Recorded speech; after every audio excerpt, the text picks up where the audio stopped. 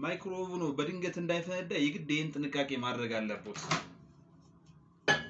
ይሄ ቪዲዮ ለወዳጅ ለቤተሰቡ ሊጠቅም ስለሚችል በመጀመሪያ ላይክ፣ ሼር፣ ሪፖስት በማድረግ ይጀምሩ።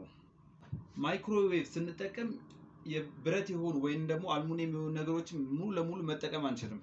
አልሙኒየም ቅብ ያላቸውን ሸክላዎች በመጠቀም ከማግኔትሮን የሚመጣውን ጨረር ወይ ደግሞ ማይክሮ ኦቭን ጨረሩ ሲመጣ ሪፓክ አድርጎ በሚመልስበት ሰዓት ላይ ከፍተኛ ቮልቴጅ በመፍጠር ማይክሮ ኦቭናችን ላይ ፍንዳታ ይደርሳል። የማይክሮ ኦቭናችን ውድ የተባለውን እቃ ማግኔትሮንን ያቃጥልብናል።